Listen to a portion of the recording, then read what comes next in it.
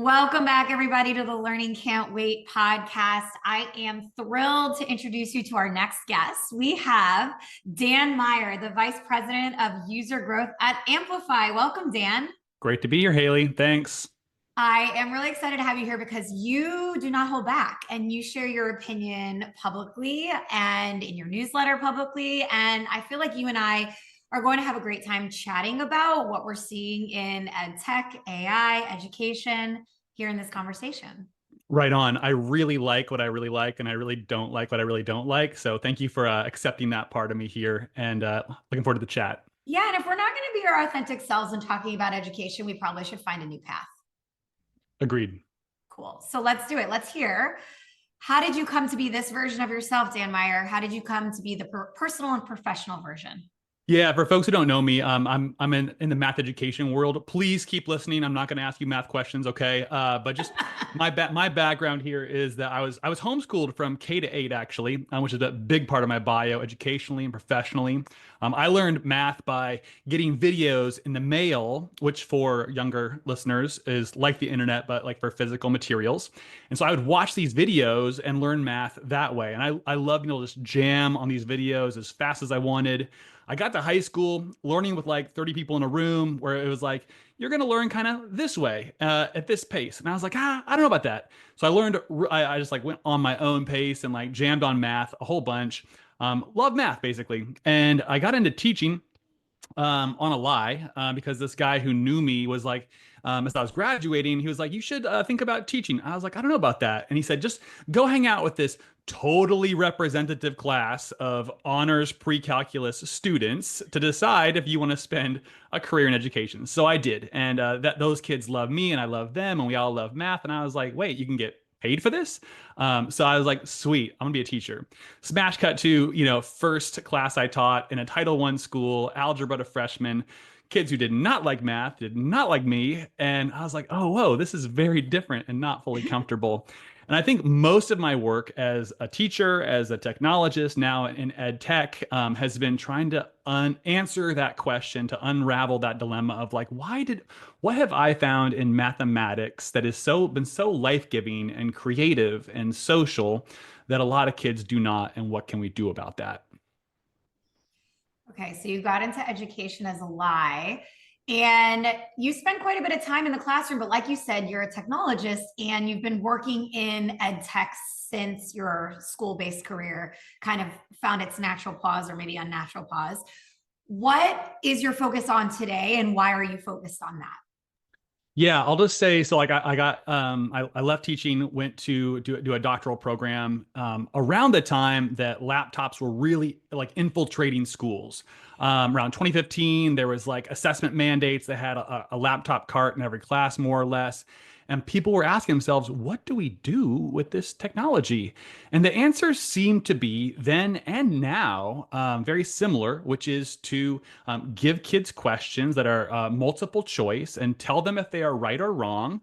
And then, depending on if they're right or wrong, give them a resource to support them. The next question or an explanation of the right answer, right? Which is a kind of pedagogy that is not new. Like it's in a new device, but it's been around since the early 20th century in the form of, Sidney Pressy's teaching machine. Like it's very old pedagogy, old technology. And I was like, I love this device in my classroom because it lets me put things on the screen for students to think about in a new way, to have new kinds of conversations. And so that's what I've been working on with technology now is how to create a math curriculum on a computer, math experiences that connect kids rather than isolate them and that give them experiences with mathematical creativity that go beyond multiple choice. You want to recreate that learning experience you had when you were shown a classroom and there was joy and love and engagement for everyone through technology. Is that Yes. accurate? That's accurate. Yeah, when you put laptops into that classroom, so often the classroom becomes dead quiet and brain function starts to decline in the classroom. Like it does not have an energizing connective effect on kids so often because of what is on the screen and what we're asking them to do. And we can change that. Yeah, I can imagine a world in which we start to see more tools that bring, like, not imagine, we live in a world in which tools have the power to bring people together versus just separate them. And so often you walk into schools and classrooms are quiet. You name Yeah. it.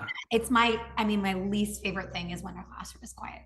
Yep. Yep. Like you and I are connecting across physical space and geography, a meeting, a true meeting of the minds because of this technology. You and I enjoy writing our thoughts and posting them places on the internet, being creative. And we take these same devices that do that for you and me and say, well, for kids, when they go in a classroom, for kids, that we need to use these devices to separate and to segregate and to evaluate. They're used for a very different purpose. And I just have to ask, why is that? Why not use these devices with kids in the same powerful ways we use them with adults? So, like, add fuel to the fire, we have this really rapid rise of adoption of artificial intelligence in classrooms today. Do you think that the current implementation, it's, almost April 1st, 2025, of AI in schools is continuing to separate, or is it bringing together learners in classrooms? Well, there's so many different, as you know, so many different implementations of what AI is. AI is not any one thing, right? There are forms of AI that, for instance, analyze audio of a classroom and help the teacher understand how better to create social moments. That's great if it works. The most common, like the most hyped versions of AI, though, for instance, chatbot tutors direct to students, or teacher co-pilot tools creating materials for teachers. I don't see them creating those kinds of classes that we walk into and think, wow, this is high functioning and high engagement. Like the chatbots are, again, that like one student, one device, everyone on separate experiences. No one is sharing that. There's no shared experience created. And the teacher co-pilot tools, they're the materials. Sorry, running back there. I got a kid here. There's a just started sobbing. I think it's fine. Didn't hear a loud thump, so it's spring break Yeah, over if you here. need to handle it, you can. There's my wife's out there. She's Okay, she's cool. very, but we won't run that part back. Yeah, the teacher co-pilot tools also, like, they create materials that, from my estimation, they kind of rise to the level of, like, I don't know, human resources presentation. Like they're just I mean, I think it's amazing that, like, I type a prompt in and, like, these resources appear, but oftentimes it's like, okay, now copy and paste this multiple choice quiz over onto a handout and print it out. And that doesn't stir conversation up either. So I remain interested in this technology, but to date, I have not seen AI as the kind of technology that will do what you and I are doing right now, this connected and creative moment of learning. Yeah, no, and I'm about to head off to ASU GSV and the air show, and I love walking around the air show because last year when I did so, it was the first year. I it brought so many questions to the front of my brain, and one of the big questions I have is around what is AI replacing? And is that replacement, or what is AI enabling? And is that replacement, A, is it necessary? And B, is it driving impact more so than we would have had it before? And so if the impact that we're seeking in this case is connectedness and engagement and motivation and academic mastery of content, great. I can think of Right. it. I can think of a few people that I get excited about when I look at, like, purely AI tools. I will name, Dan, I'm a Yeah. huge believer in the power of a great teacher, Yeah. right? Great. Like a I'm gonna great stay on the call. teacher, Cool. yeah, aligned here. Like a great teacher with great tools, whether it be curriculum or content, has the power to change the trajectory of a child's life. So we have to just, like, Agreed. still yet to see, we don't have long-term impact results on everything that's being built right now. Yeah, here Mike Goldstein had a great way to put this though. Check this out. So Khan Academy has Conmigo, their AI chatbot, right? Khan Academy's been around for a while and they have efficacy results. Like they have the efficacy results, not for Conmigo, but Khan Academy Classic, right? Yep. And their Long Beach study showed like an effect size that was like modest, like not bad. It was around like a 0.19, but only 10% of students use Khan Academy at that recommended dosage. So the question we got to ask ourselves, like, you bolt on this AI chatbot, what do we think will happen to the effect size? Will it go from two, like modest and good, to revolutionary, like two standard deviations? That's one question. And the other is, will more students be inclined to use the tool at that dose, at the recommended dosage, which was like 30 minutes a week, because of that tutor? Currently, just 10%. That's a very small amount. Does having an AI chatbot attached onto it, is that going to drive usage from 10% to what do we think here? And that's really the core question, I think, is what will this do for kid learning and kid engagement with the tool? Yeah, and the big question right now is that the big thing right now is that it's constantly evolving. Every day we're getting new releases, right? We just got this very high quality image generator just yesterday from ChatGPT 4.0, or I don't even Right. know if I'm naming it right. Where do you think we are in the hype cycle, and what should we expect next? Look, I just want to take a little bit of exception here. I do not think things are changing so rapidly. I just don't. Like I think things have changed very little in ways that matter to kids in schools Yeah, over the last two cool. years. Tell me more. Like we currently have like massive changes to the underlying models, as things have gone from 3.5 to Omni and on and on. But in the end, what hasn't changed is what is being generated. Like currently the major generation is text and image, and the value of content generation to a teacher and a student is kept in a pretty small box on their shelf. Like the absolute good that can do cannot break out of what is a pretty small box. And if the content gets better, that's great, but the overall like effect of that is going to remain limited. There's a low ceiling. What teachers need is not just content generation, but connection generation, a relationship generation with teachers and students. So that's the part that I haven't seen change. Let me know how that lands for you. Yeah, no, it's a valid point. We still know that despite the fact schools have instances of adoption, the adoption is not integrated. It's not extensive. To your point, not much has changed, in part because I don't think we have yet seen our system holistically have what they need to affect change in pedagogy, instruction, learning, teaching, all of that. Do you disagree? Well, I think that if you are if our theory of change is that the whole system has to change and we have to move to competency-based learning and we need a massive investment in teacher PD, a great jobs program or whatever, like a massive national stimulus for PD consultants, right? Or that we need to like move to total flex scheduling. Like if those are the prerequisites for change, then like we're not going to see change. To a certain degree, the technology needs to embed itself in the workflows that already exist. Wouldn't it be funny if I was like a consultant for PD to implement AI like that? And that was really what my whole thesis was underneath this, was just to That'd be implement so this. hilarious. But I'm not. I'm not. Honestly, you do a lot of talking about how we're in hell, right? Like in your Substack, you said recently that you know the way out of hell. What is the way out of hell for those that haven't read your Substack? So I'm not like some people I think are in hell. My definition of hell, and it might not be theirs, but it's mine. Like it's alienation from other people. It's separation from people and humanity. And what's going on right now is this interesting process where people are trying to make AI chatbot tutors more and more human-like, and it just looks hard and miserable and honestly hellish. I have this role with Khan Academy as their unofficial product advisor, where I write a critique of Conmigo from my Substack, and a few days later, a change has been made to Conmigo. So like at one point, I'm like, I'm using Conmigo, and I have an answer that is wrong, and I ask for help, and Conmigo does not reference that answer, which is just like not what a tutor would do. And so later, like that answer starts getting filtered into Conmigo. That's cool. Later, I'm able to just like type IDK, IDK, IDK and get Conmigo to give me the answer, kind of bully Conmigo.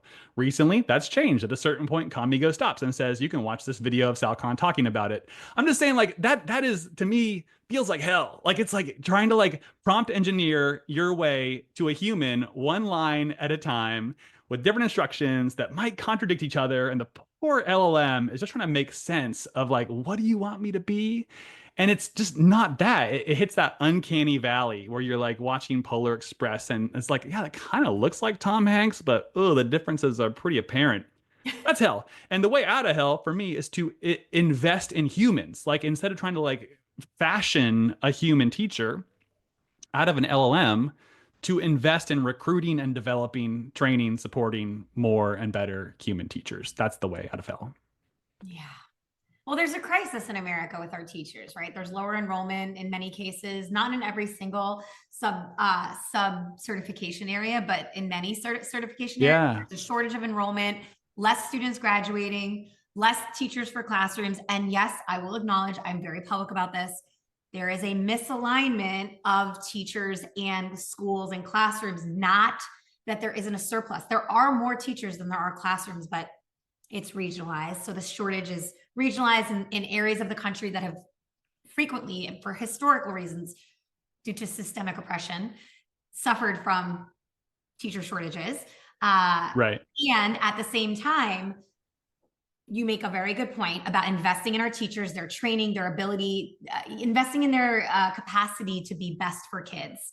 You know, obviously, your work is focused around what's in their hands as well. So let's talk a little bit about that. Like, what does high quality curriculum look like to you, and how does it enable a teacher to be maximally effective? Yeah, sure. Curriculum is a simple challenge to state and infinitely hard to do. Like curriculum needs to do two jobs basically. One is to draw thoughts out of kids. Like the biggest mistake teachers make is trying to teach without accounting for what students already know, just throwing seeds out into the world, who knows where they land, but rather to like say, here are the thoughts you're bringing, and here's how new thoughts will attach, how they'll develop together. So curriculum's got to give kids like some kind of like thing to think about that draws thoughts out of them, and then to show the way, a direction where teachers can develop those thoughts. Okay, here's what's next. It's all about inviting thoughts and developing them, period. That's the whole ball game. Invite student thoughts and develop them. So curriculum, first and foremost, needs to have like something to think about. And then the real challenge that we have is not the invitation. Like we create these engaging moments with digital interactives that draw ideas out of kids, and that's great. The challenge that we're working on now is that when the teacher sees all these thoughts from students, earnestly offered, engaged kids, the teacher now has a task of doing something with those thoughts, saying, here's the common themes I'm seeing, and here's how I'm going to speak to those themes. Like here's the most common wrong answer I'm seeing, and here's the question that they answered correctly, and the difference with the question we're answering now. That's like next level teaching work that kids need, right? And so the challenge that I'm so excited about is to develop teachers not through PD, not through 6-hour workshops on 4 days a year, not through things that need sub jobs, sub days, but through the product itself. That through using the product, teachers might grow in their teaching skills is the next frontier for us. A fun fact is that I had the really good fortune of being part of a founding team for an elementary school in New York. And we adopted Japanese math curriculum to the United States. We were one of the first schools to implement Japanese math Yeah. curriculum. And what I learned when I did that transformed my entire ideology about teaching and learning, which was that we are before we teach the lesson, we are like diving through it, we are practicing it, we are thinking about what outcomes we're hoping for, but two, we're anticipating the questions and the answers and all those things, so that when the students bring you that list of responses, that engagement, as a teacher, you make the right move in the right moment at the right time. And that for me was less about the curriculum, though the curriculum was really excellent and open-ended. And I was teaching kindergarten, so it was all talk. It was wonderful. But it was more about like, how do you know as a teacher what direction to go in? So I hear what you're saying about the curriculum doing that, because not every teacher is in that time. It was my 8th year of teaching. So not every teacher, 7th year of teaching, what is in their, post 5-year of teaching journey. We have those earlier teachers who need more scaffolding and support. So it excites me to hear like curriculum provides that. Yeah. You're past the point where classroom management is dialed in more. You can focus on deeper pedagogical moves, thank heavens. But yeah, to help make that more easy, simpler for more teachers is something that excites me. Yeah. So let's talk about EdTech companies that are also interested. Maybe they're not in the curriculum space, in prioritizing their work to support teachers rather than replace them. What should they be doing? Yeah, I mean, I think if you want to have a certain kind of success in ed tech, you've got to partner with teachers. They're the greatest in-school factor affecting student achievement. They are the kind of the medium through which a lot of our aspirations flow. Like they use the technology, they distribute it to kids. They're part of that ecosystem. And a lot of people will, the main difference in ed tech right now is the degree to which you have built a teacher into your theory of action, your theory of change, into your instructional model, basically. And if you don't, if you imagine yourself as going direct to the student, for instance, you find out eventually that you need the teacher and their skills at connection and engagement with students. So I just think having every single person at the company participating in classroom visits. Ideally everyone gets like a time and has like a sub license and goes in and does a one day of substitute teaching a year or something. But to be able to, for everyone from top to bottom to know here is our theory of change and how the teacher figures in. For me, it's we are teachers invite and develop student thinking. And from that, all of our work flows from that kind of simple proposition. Just knowing what teachers do and how we can support them is the biggest thing. Dan, if you were to go back to your early days in the classroom when you were teaching for the first time, not when you were observing, what do you think you do differently? Like what would you change about your engagement? I know it's going to involve like bringing the kids together, having them talk more about the content and the learning, but what else would you shift from how you first appeared in the classroom?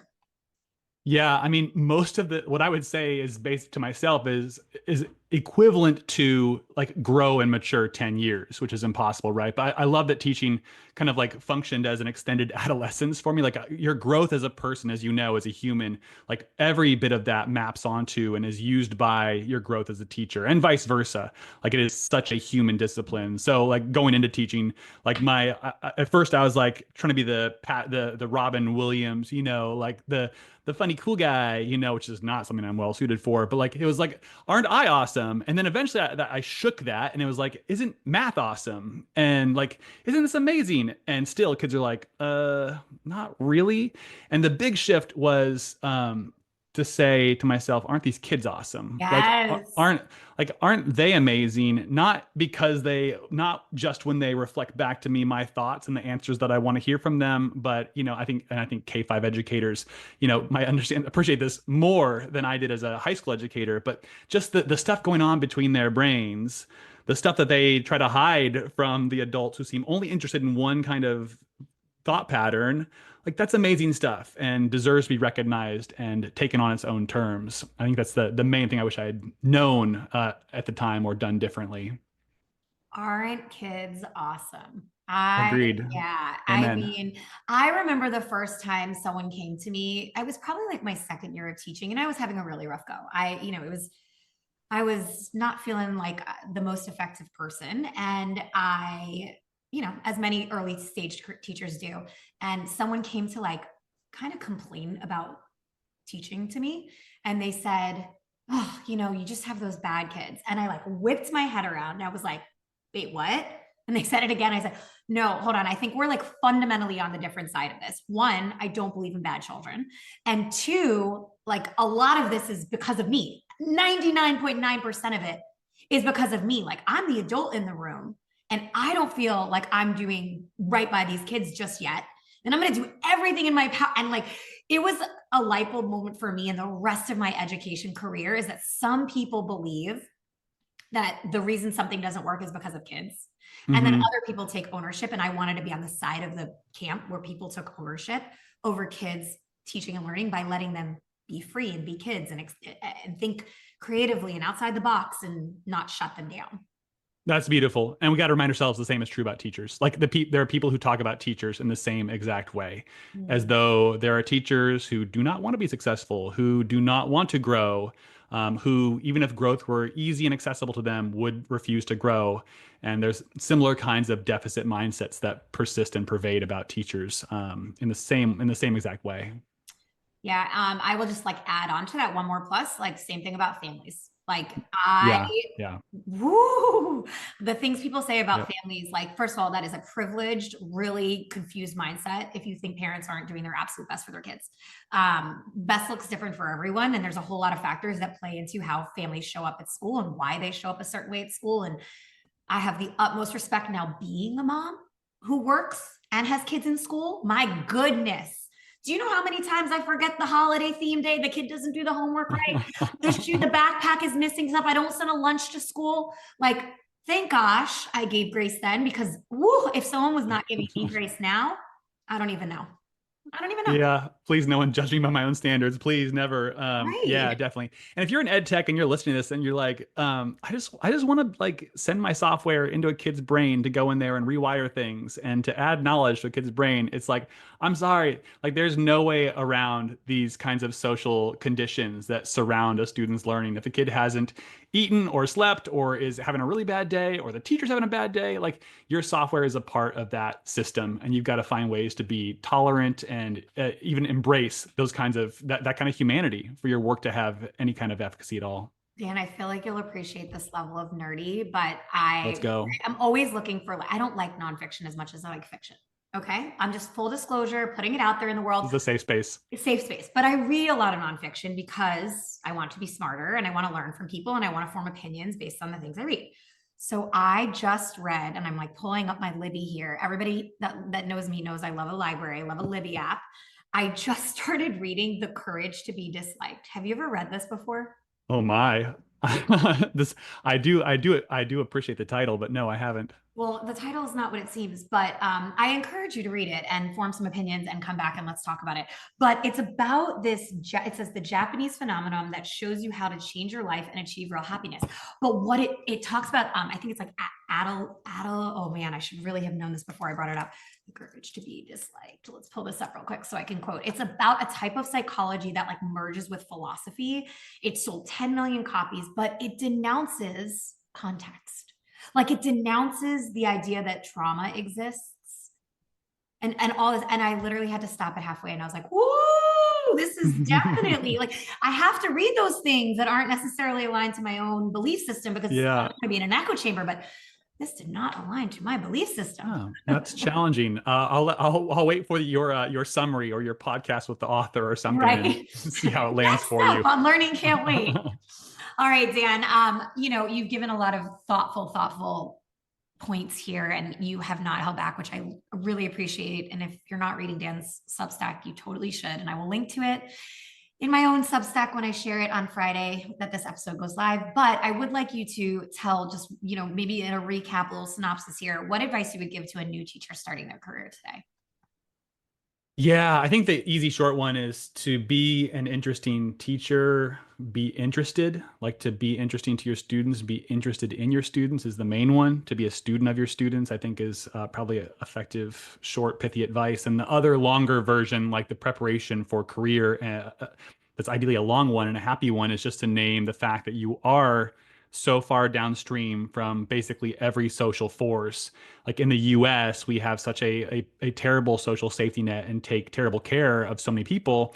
And yet we say every kid gets a free and appropriate education from their public schools. And so if that's where you are downriver from just everything. The beating heart of humanity runs through you. And so that is, both very hard and also very ennobling. Like you will never suffer for feeling purpose or a part of the world through your work. I love that. Dan Meyer, this was wonderful. Thank you so much for coming on the podcast and opining on a few topics that are really pressing right now and very much top of mind. Thanks for having me. Great chatting. And thanks everybody for tuning in today.